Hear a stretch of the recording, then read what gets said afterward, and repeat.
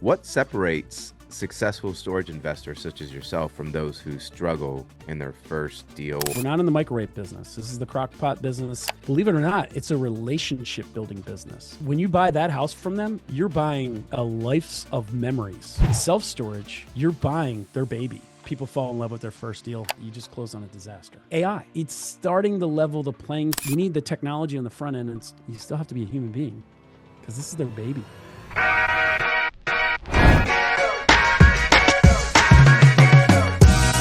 From closing deals to opening minds, this is the Mr. D podcast. I'm Omar Andreasen, and we're about to get real about real estate, success, and the grit that it takes to build your best life.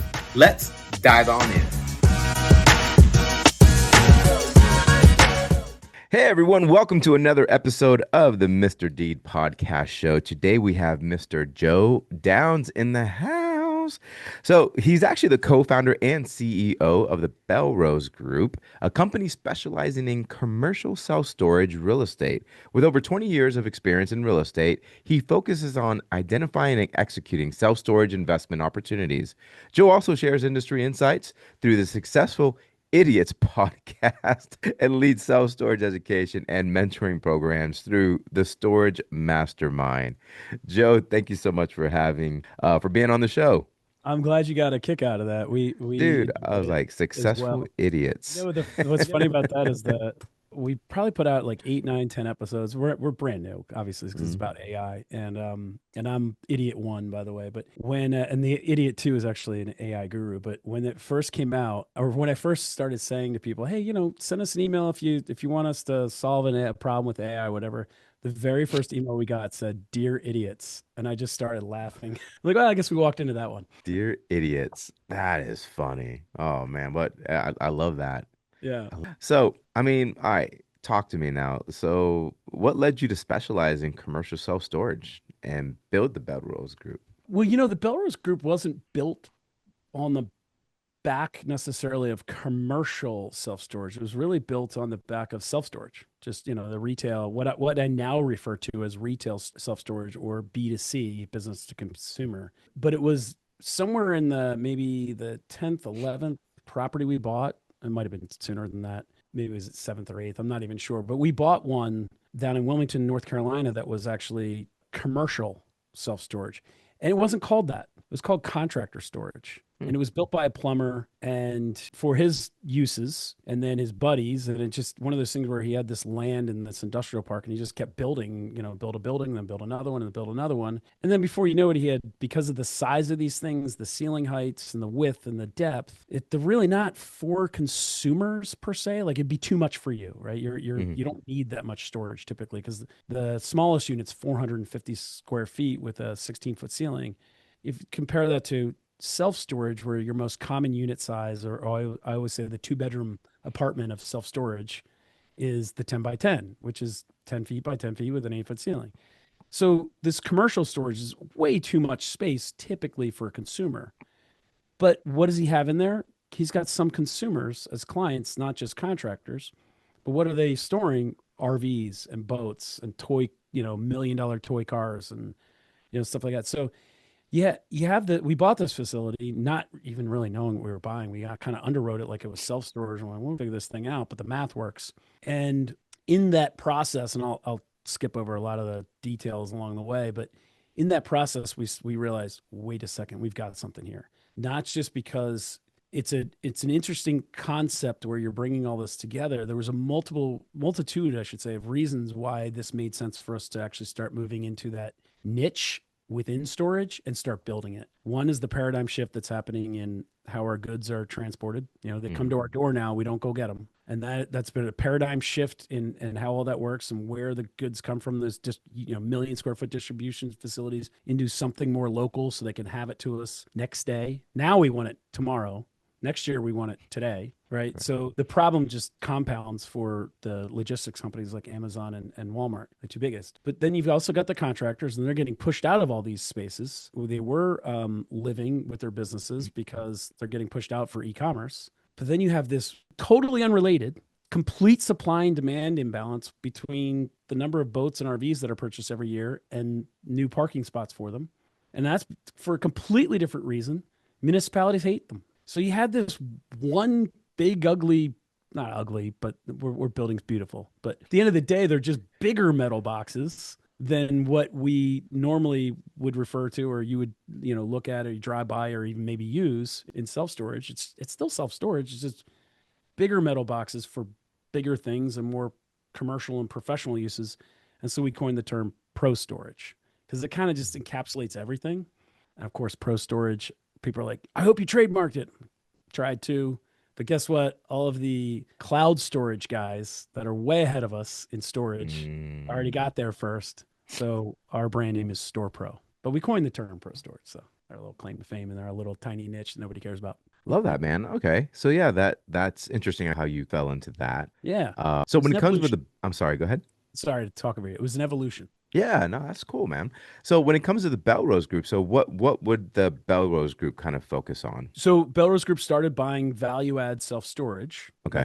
That's how we found this one commercial asset. Makes sense now. That's more. They're all commercial assets. This more commercial use asset. Okay. And the light bulb went off. We still buy value add self storage. In fact, we spend most of our time teaching self storage now. So we were part of I came through a mentorship program. That's how I learned the business.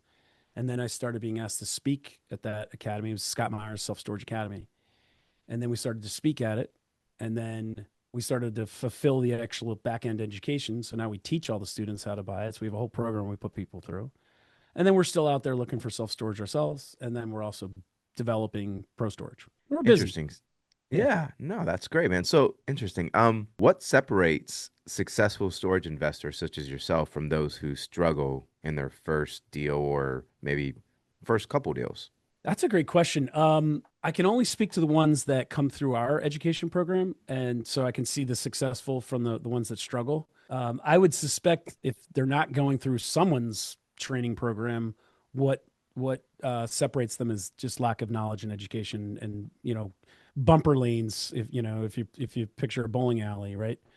That's what an education mentorship program is going to provide is those bumper lanes to keep that ball, in the lane and out of the gutter. I think that was short of a mentorship program or a coaching program. I think it's that within ours, what separates the people, because now they've got the bumpers, right? It's just work ethic. It's a grind. It's not, we tell people before they sign up to go through this, we're not in the microwave business. This is the crock pot business. Believe it or not, it's a relationship building business. Buying a self-storage facility is more like buying someone's house from not just a family that lived there for 5 years and is, trading up because they have more kids and they want a bigger house or a better neighborhood. But picture you're buying a house from the grandparents who've lived there for 30 or 40 years. When you buy that house from them, you're buying a life of memories that were created there. And so you're buying what's more like their baby. And in self-storage, you're buying their baby. They're typically 65, 70, 75. Actually, probably average age, I bet you, of our seller is 72, 73. Oh, wow. And you're buying something they either built themselves or maybe they expanded it. Or even if they didn't do either of those, they've been with it for 10, 20 years. They probably had plans to give it to their kids who don't want it. But it's been their baby.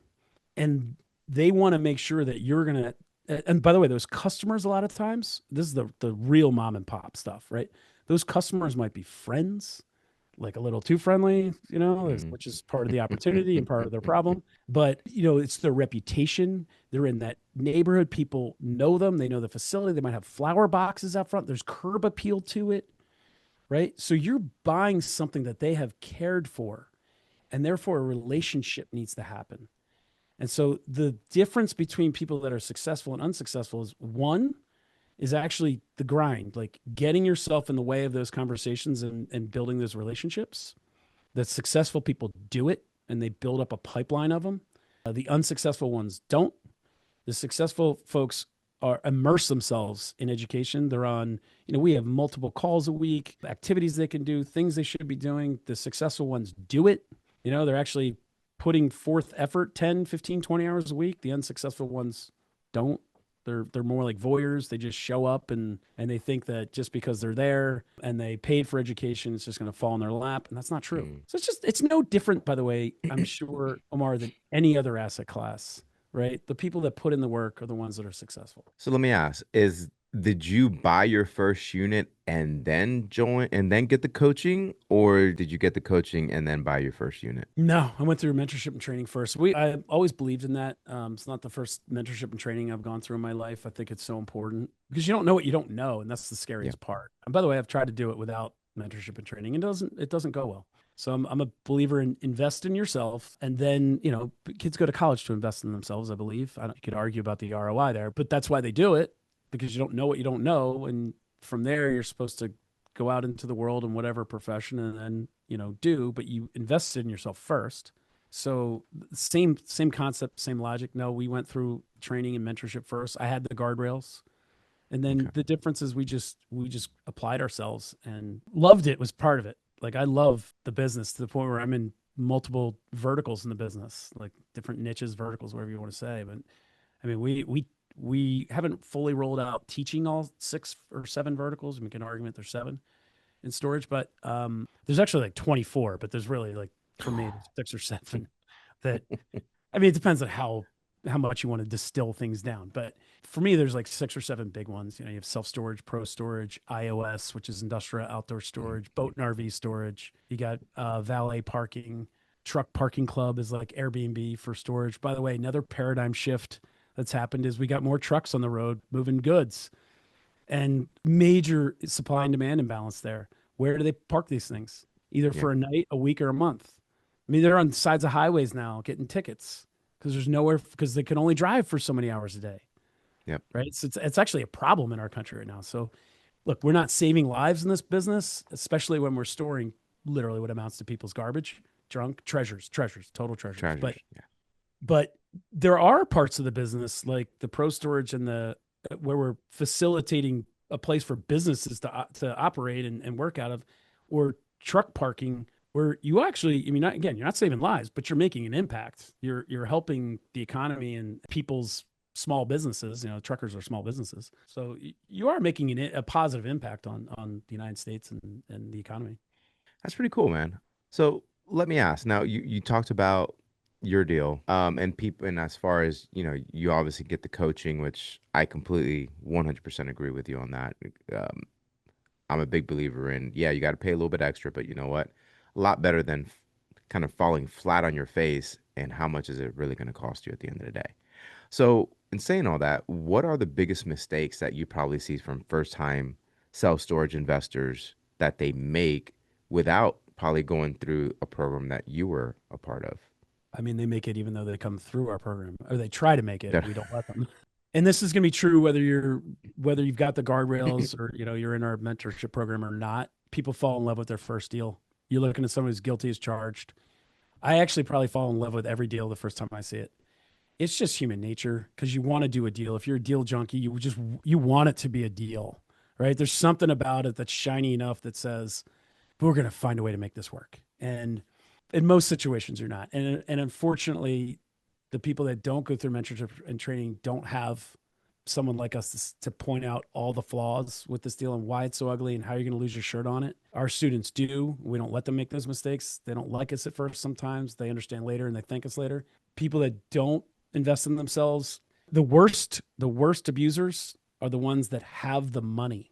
And they might even have enough business savvy in some other field to think or convince themselves that they're right, and they can get financing from a lender. And if they don't use a lender that doesn't really know self-storage, isn't really calling them out on certain assumptions, then it looks like, hey, we just won, we closed on our first deal, but at the end of the day, they don't even see that you just closed on a disaster. And or you overpaid for it by 200, 300, 400 grand. You see that a lot. Sometimes it's not that they're disasters. Sometimes you just overpaid by 100 grand or 200 grand or 300 grand. It's very common that our students renegotiate 100, 200, 300,000 from list or more.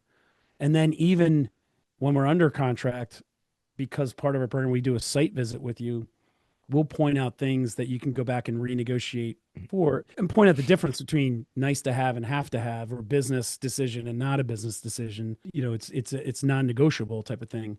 Our students almost always make back at a multiple of what they invested in themselves, whatever that investment was.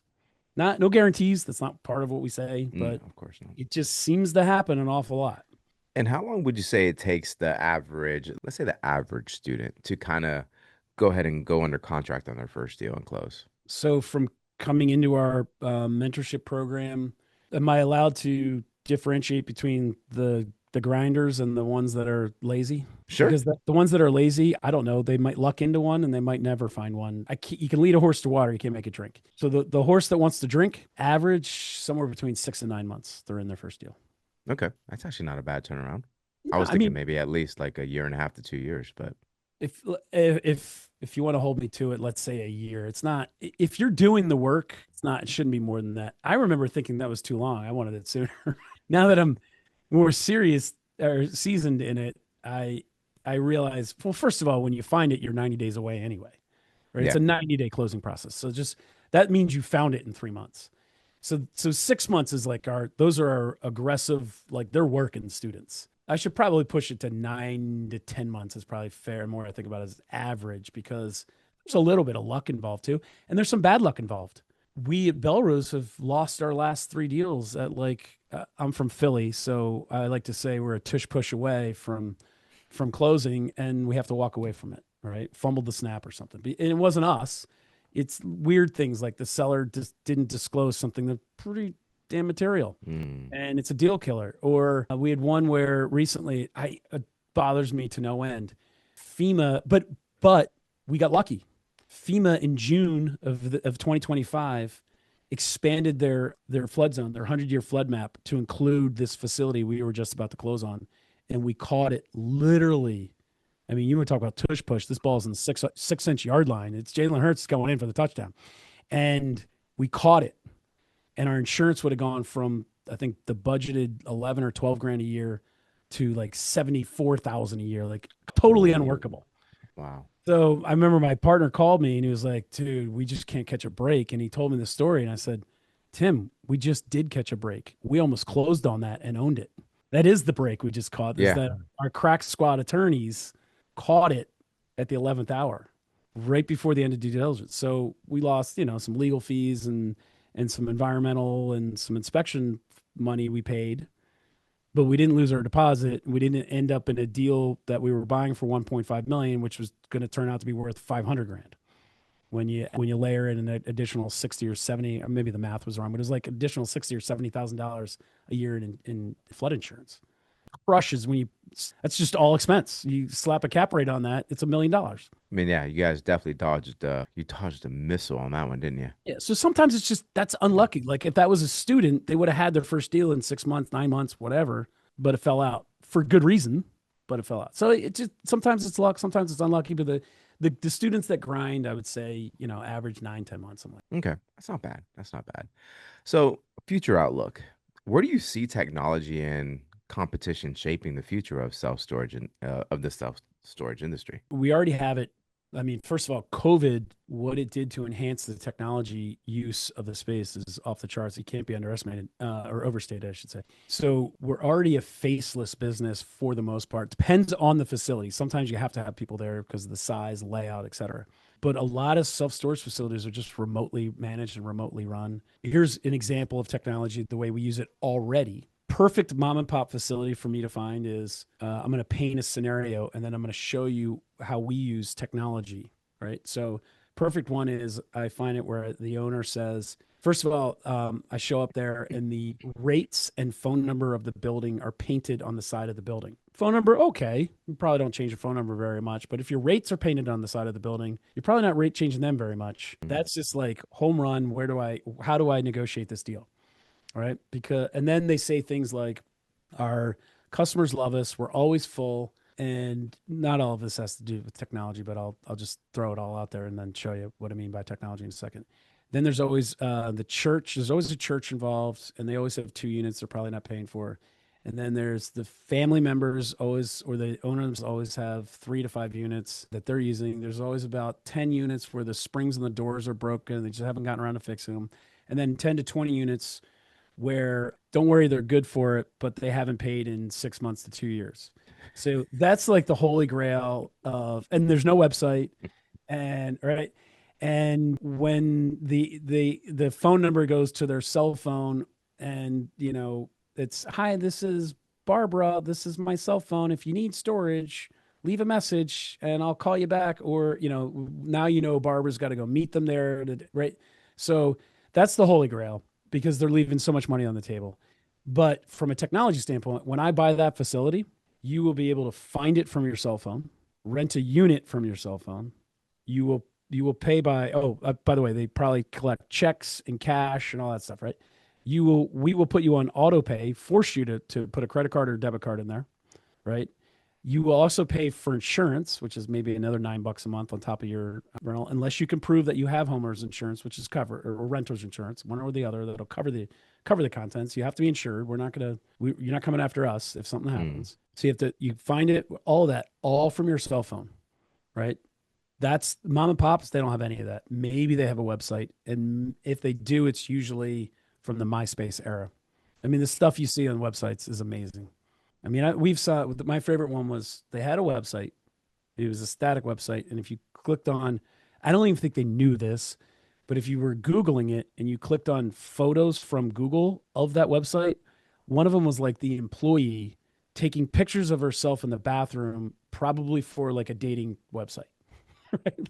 That's on the profile of the storage facility. And then we've seen some crazy other stuff from there. So how does technology get involved? That's like the low hanging fruit of technology. But then you have AI and dynamic pricing. So now we use so we have software that will dynamically price our units based on availability of certain sizes in the market, no different than airline seats or Airbnb, right? And so that technology already exists, and we're already using it, or smart operators are. And even boutique, smaller operators like us, we've only bought 20 facilities. But even if you buy one, your first one, the technology now exists for you to use it. It's not just, Public and Extra Space and CubeSmart that has this technology. So those companies are out there. Management companies never used to go below a certain square footage because of technology. Now they can manage 20 and 30,000 square foot facilities, mom and pop size facilities. And then AI. So we're using AI in any number of ways. I mean, AI is obviously baked into dynamic pricing. It's also, we're using it to help organically market and promote our facilities within local communities as well. Doing things, creating content you could never have created before, right? Bringing exposure to your facility at a local level. Because if you're in a market with a REIT, you're in an SEO war. Who's going to win that? Not me, right? I can't beat public. There's an old saying that I love. It's another reason we don't go after huge facilities. If you want to play Tiger Woods or something, you can. Just don't play him in golf, right? If you want to beat him, you're not going to beat him at golf. Even today with his bum leg and operations, I'm still not going to beat him. So we try not to go, well, if I'm in a market with public, that's Tiger Woods of storage. And I can't beat them at the SEO game. They're going to outspend me.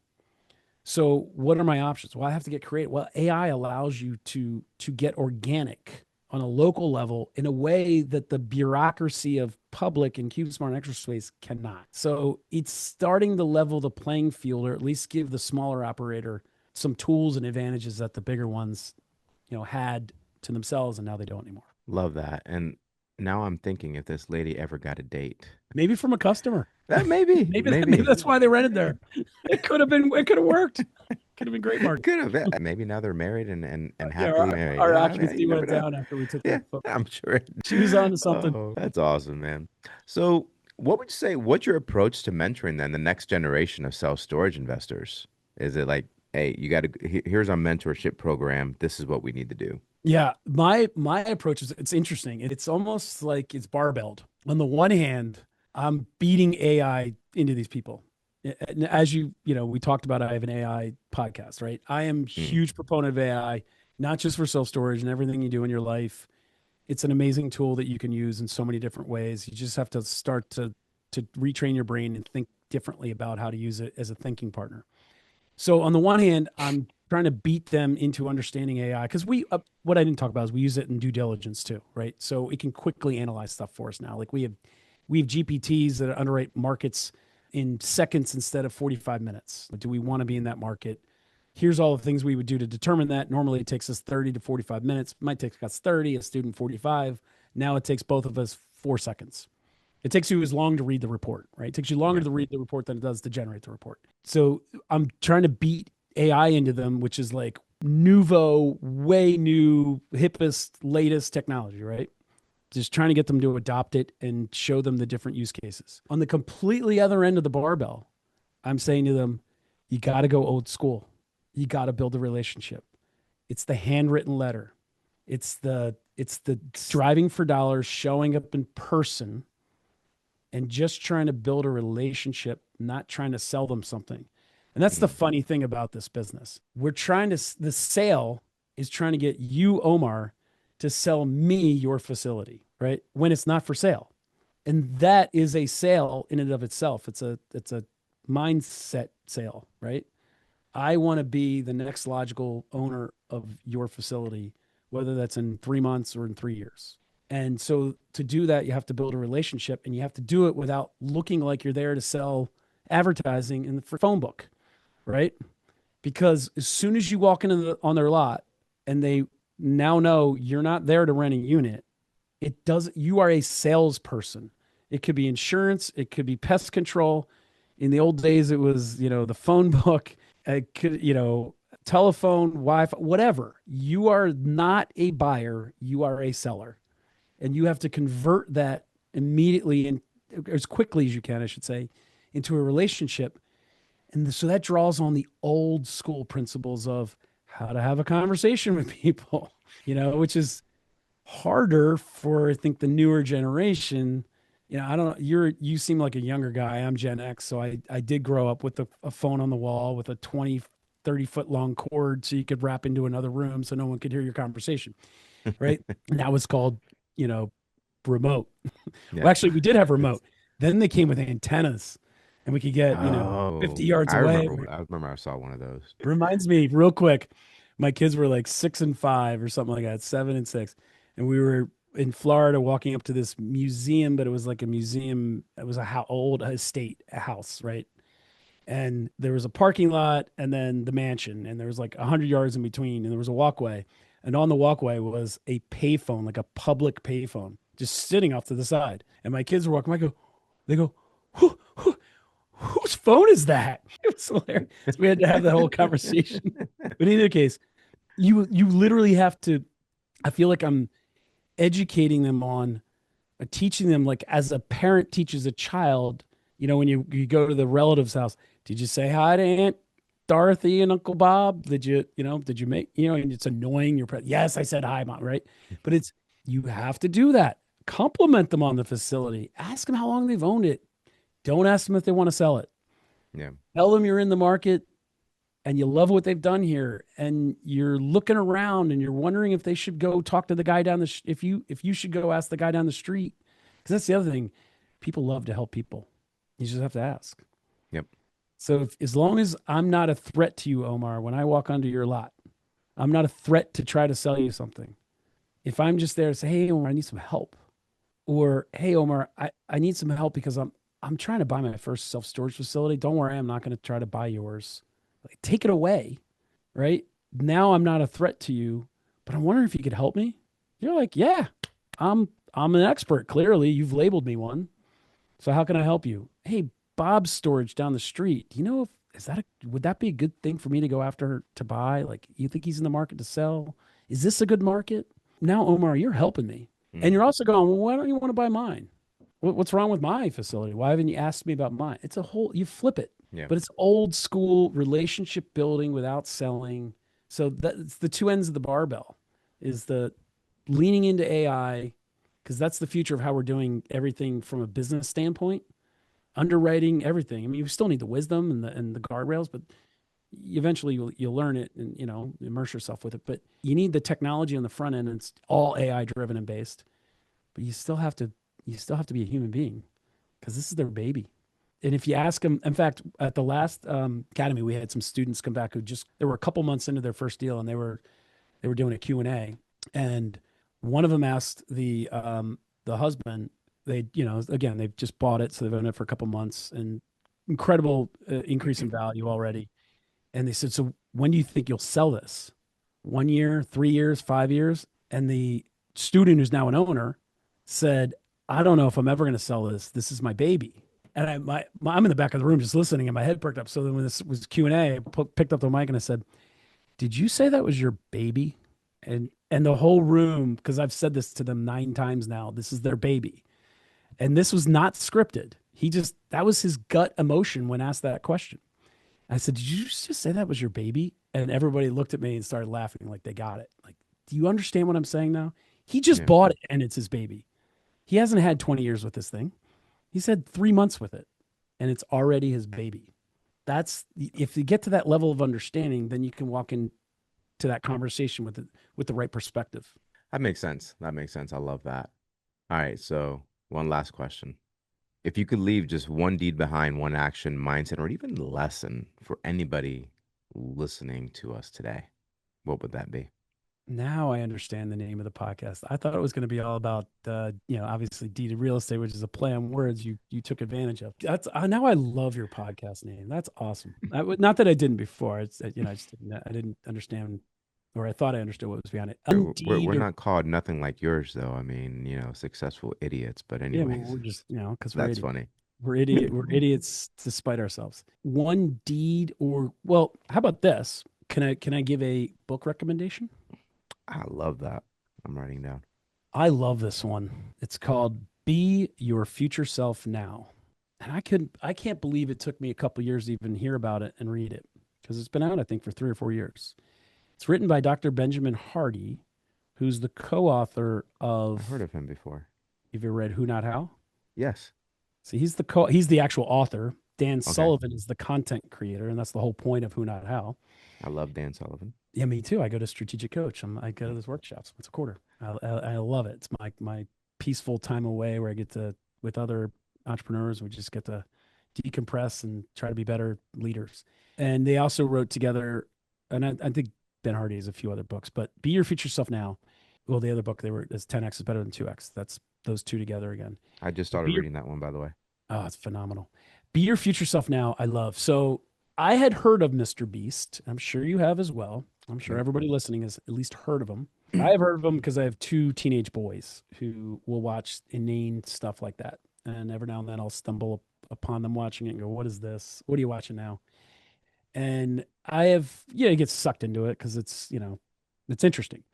And he does anywhere from actually very charitable stuff, but really honorable charitable stuff, to just crazy, stupid things like when he counted to 100,000 and then later counted to 300,000. I don't even know who would watch this or why you would do it, but he is the most followed human being on the planet. So there's a method to the madness. But I bring him up because the beginning of Be Your Future Self Now is actually all about him and how he became who he became, a story I had no idea. I knew nothing about. And it is one of the most impactful books you can read because of it. Remember the saying, you've heard it a million times, you need to set a goal, or if you set a goal, you can reach your goal, or if you can't reach your goal, if you don't set a goal, it brings the dimension to setting goals that's been missing this whole time from those cliches. What he did when he was 17 years old, do you know he's only 27? No. He's only 27 years old. What he did a little over 10 years ago, one October night, was he recorded 4 videos instead of studying for a test, as the story goes. What he was a YouTube gamer, something else I'll never understand why people watch, but kids watch it. And don't hold me to this, but I think he had roughly 8,000 followers as of the night of the recording of these 4 videos. And they watched him play games. And he recorded these 4 videos, and the 4 videos were to be released 6 months in the future, a year in the future, 5 years in the future, and 10 years in the future. So the 10-year video was just released in October, of this past October. And he set goals for himself that night. In 6 months, I hope I have, I don't remember the numbers, I'll make it up, 20,000 followers. In a year, I hope I have 100,000 followers, or maybe 20,000 was a year. I don't know. Whatever his goals were that he set, he shattered them in like a year. Even his 10-year goal was shattered in a year. And the whole point is when Cortez burned the ships, there was no going back, right? Mm-hmm. That was the whole point of burning the ships. Mr. Beast did that night as a 17-year-old was record videos and schedule them to be released publicly at future dates. It was the social media equivalent of burning the ships. He set goals that he announced to the public, or would be released and announced to the public, that he had to now fulfill. And so he started acting as if he was that person already with 1 million followers, which I think was his 10-year goal. He started acting like that the next day. And it reshaped how he did everything. So it's the whole concept of being your future self now is if you have a goal 3 years from now, 5 years from now, if you're listening to this podcast and you're saying to yourself, 1 year from today, I want to own a storage facility, then you need to start acting like you own it today and doing those things today that is going to make sure 1 year from now you'll have yourself in a as the owner of a storage facility or in a storage facility, whatever, right? And what you'll find is if you start doing that today with that 1 year goal, you'll probably be in one in 6 months or 7 months or 8 months. So that's applicable to anything. I'm using storage because we're talking about storage. But that I love that book for that reason. It's a total mindset shift that we need to go through personally. And it doesn't cost anything. It's just changing how you think about what you do and who you are as a person and becoming that person today. You want to be Mr. Deed with 100,000 downloads podcast in 5 years, 3 years, 1 year. Then you need to start acting and doing those things today that will make sure that that happens at that goal. And the most amazing part of all that is if you do that today, you act like a guy with 100,000 downloads, you'll achieve that faster than the goal.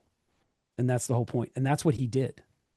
And he blew away his goals because he started acting like the guy with 1 million followers when he was 17. It's a powerful message, man. Really is. And it's deep. It's easy to understand and it's deep at the same time. yeah.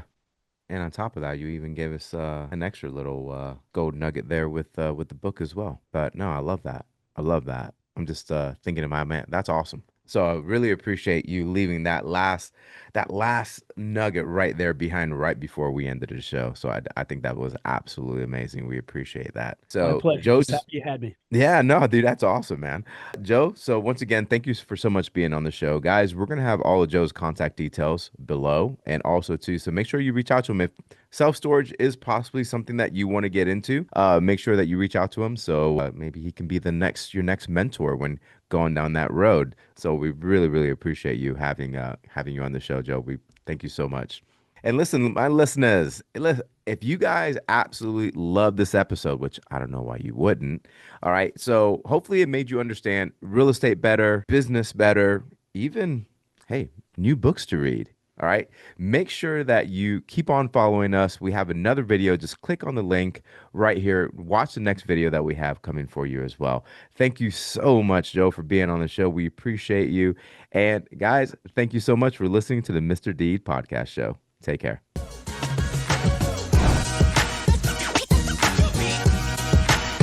This is Omar Andreasen signing off and reminding you that success in real estate and in life is built one deed at a time.